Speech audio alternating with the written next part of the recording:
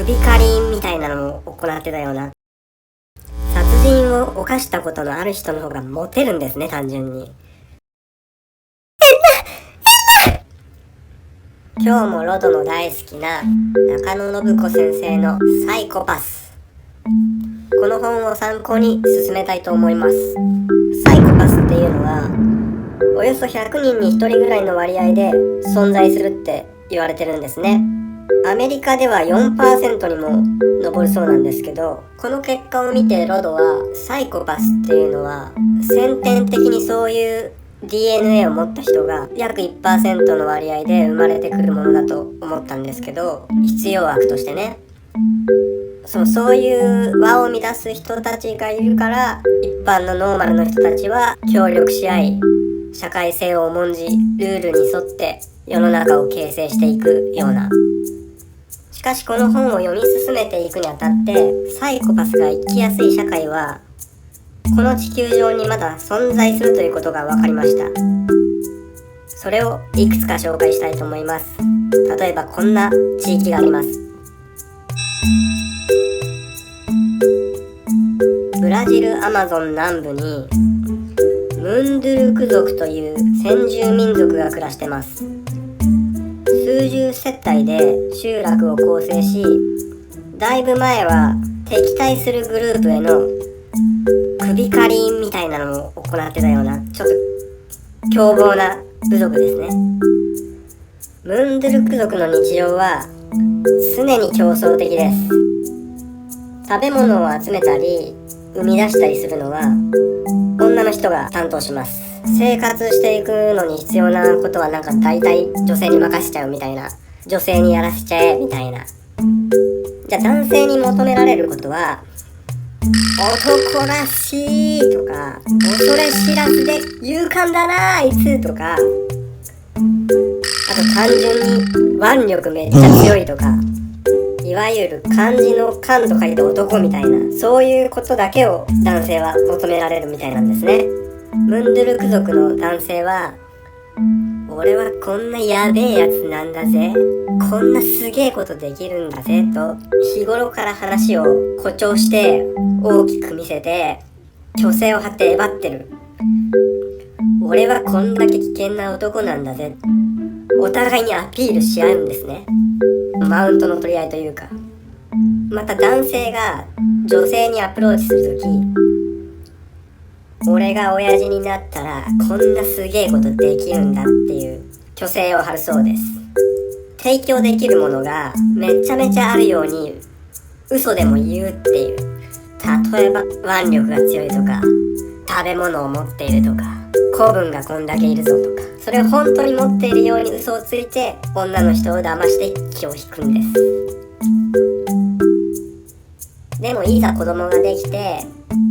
子供が父離れした時に母親も父親もほとんど世話をしません。大人たちは子育てに最低限のものしか与えないで、子供は生きていくための方法を自分で環境の中で学びながら身につけていきます。食料とかは結構あるみたいで、勝手に自立していけるみたいなんですね。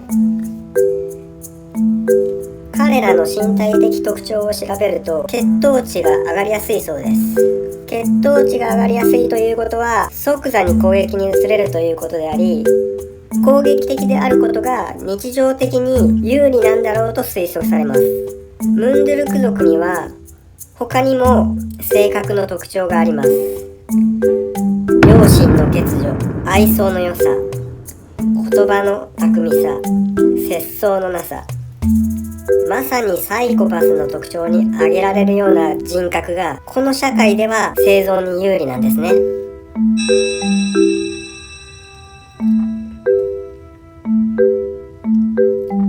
ムンドゥルク族によく似た部族として、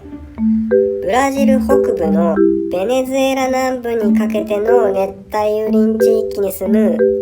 山の民族がいます。彼らは1日に3時間ぐらい働けば食べていけるような豊かな土地に住んでいます。それで揉め事が頻繁に起こります。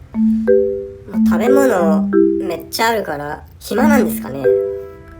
すぐ揉めちゃうみたいなんですね。男性の死因のなんと 30% が暴力によるものであり、25歳を超える男性の 44% が殺人の経験がある部族なんです。殺人まで犯しちゃう暴力の理由としては嫉妬、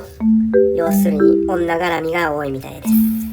お前俺の目つけてた女に手出しただろうとか、そういうやつですね。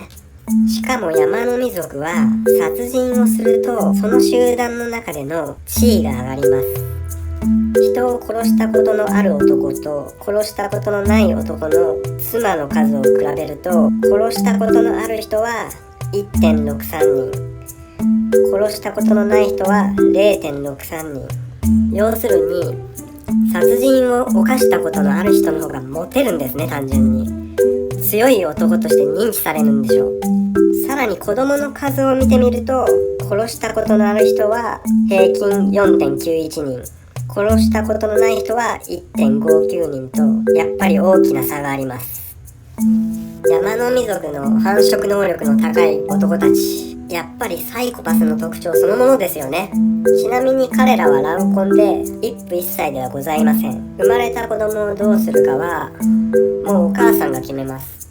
周りの人がああしなさいこうしなさいと口出ししません。もしお母さんが育てるのめんどくさくて殺してしまおうと思ったら、へその緒がついたまま赤ん坊をアリ塚に放置して大量のシロアリに食わせてしまいます。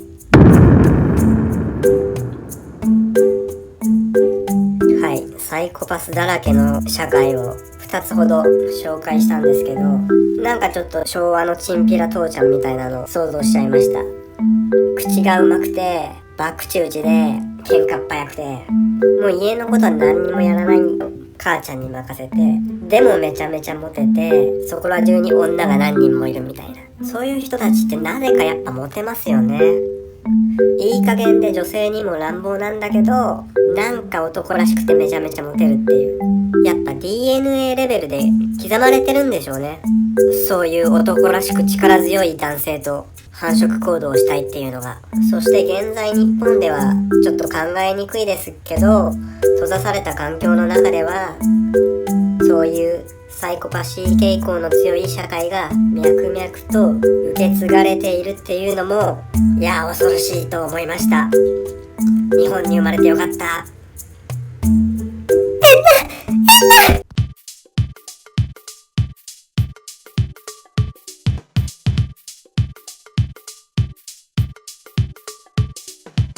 セイはキモニャ、縄ロドリゲス、セーラー服着たキモカワ猫です。オイラが